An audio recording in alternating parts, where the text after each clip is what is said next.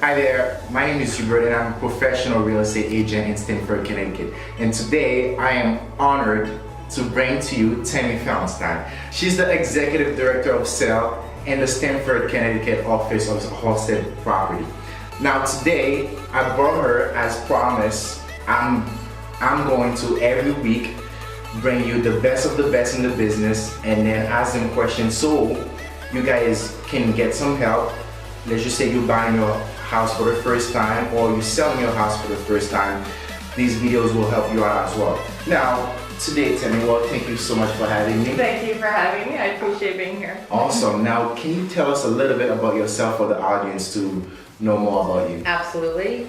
I've been in real estate 20 years. I've been in this role directing this office for about 4 years. So I get to oversee a lot of different real estate and pretty much seen it all at this point. Awesome, awesome. Now, out of all your 20 years, first-time homebuyers, what are the biggest challenges that they face?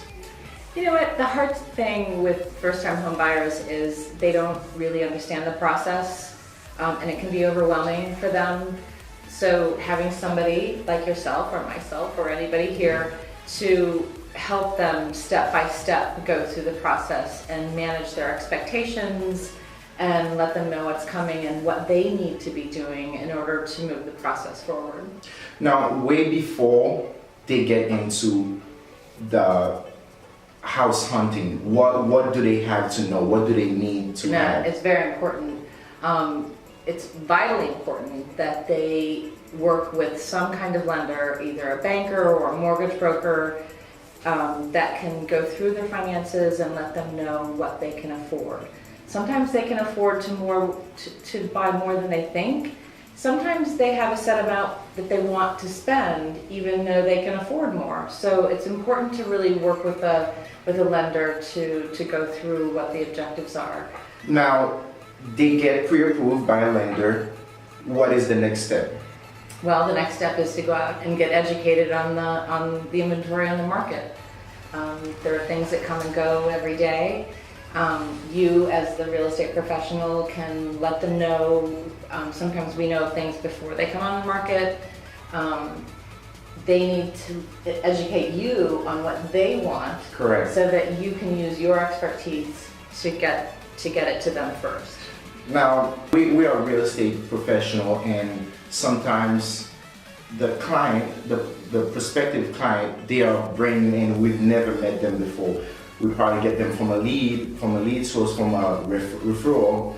What would you say to buyers or sellers, people that are going to list their property? What would you tell them on the relationship building with a real estate agent? Well, I would say trust is earned. When you're working with somebody and they know and they can see throughout the process that you, the real estate professional, you are working on their best behalf. And how do you determine that? I'm a buyer. How do I determine that you'll have my best interest at heart? It's a lot of different things. It's how responsive you are. It's how knowledgeable you are. It's how well you communicate. It's offering resources. Maybe you need recommendations for an attorney, or you need a recommendation for an inspector. Mm-hmm. You're their best source of information. Correct. Now, I had this question that I always wanted to ask, and now this question is because it's been bothering me for a few days now. Is it better to find them their dream home, or is it better to find them the right home? Well, ideally it's both. What I always tell people, it happens so often, is that buyers will go out and they'll find that the very first house they see is the one that they fall in love with, and maybe they're not ready or for whatever reason. Yes. And then after that, everything gets compared back to that house. There's always another house. And there's also no perfect house. You could be looking at a $300,000 house. You could be looking at a $30 million house. There's no perfect house. You have to understand what is most important to you, what you really have to have. And then from there, you know what, people walk in and they may say, you know, I don't want a ranch, or I don't want this, or I don't want that, but they'll walk into a house and there's just a feeling, and it feels like home. And they're willing to overlook maybe it doesn't have as good of a backyard as they had wanted. Yeah, a lot of things happen, and now they find their dream home. What they have, what do they have to expect? Well, they have to expect a lot of anxiety. Correct. Yes, and that's why we're doing this. Yes. Because, you know, especially like right now, we're in the spring market, it's our busiest time of the year. You may come in and fall in love with the house and then find out that there's 3 other offers on it, and you may have to get into a multiple bid situation. So that's where it really comes in to play, how much you know you can afford and how high you're willing to go. Okay. After that, it starts the whole process. You have to do the inspections. Almost no house goes through an inspection scot-free. There's always issues.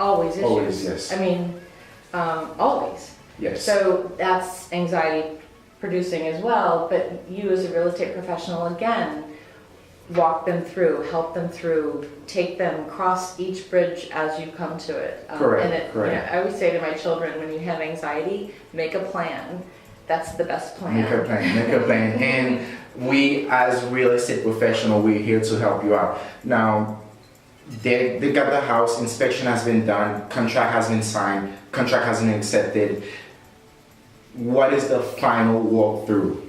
So after the contract, so the last step in it is getting the mortgage approved. So that's when the mortgage has to go through the appraisal process. The house or condo has to appraise. Correct. And then you have to wait for the commitment letter to come. After that, you know, you're really packing. Yes. And you're getting now, ready to move. I had this question. There's pre-approval, commitment letter.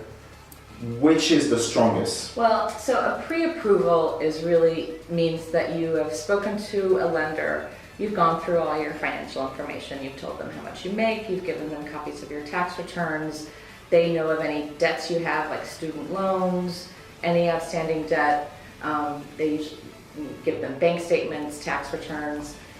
So that's the pre-approval process. A commitment letter means that the bank has processed all that information and compared it to what you're purchasing in the appraisal, and that they're willing to say, okay, we will give you a commitment on this. Now, so if I'm a buyer, I will have, if I'm serious, I need that house, I will have to have a commitment letter instead of being just pre-approved. No, so the commitment letter comes at the end. The pre-approval is what you need to be a good buyer.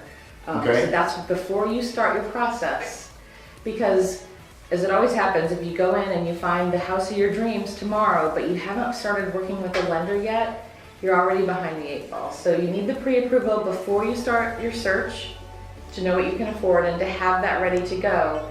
The commitment letter comes at the end, after the contracts have been signed and executed and the appraisal has been completed. Well, you heard it here first. Thank you so much, Tammy, for having me. Thank you for the interview. Thank you for having me. I hope you guys enjoy it. And Tammy, do you have any last absolutely. Last words? Always. Let's do it. Let's hear it. My last words are, you know, at Halstead Property, we really take pride in how much we really care for our clients. We don't see this as just a way to make money. We see this as a service, helping people. And to that end, I would say working with somebody like Hubert, who just has so much energy and knowledge and the best of intentions. And so I would say anybody that is looking to buy a house, you should call him. He's good. You're in good hands. Well, she hyped me up a little bit, but thank you so much. I learned from the best. She is the best. I'm still learning from her. And whichever questions you have, please do not hesitate to inbox me or comment. Thank you so much for having me. Thank you for giving me your ear to listen. I know your times are valuable. I appreciate that. Thank you so much. Enjoy. See you next week. Thank you.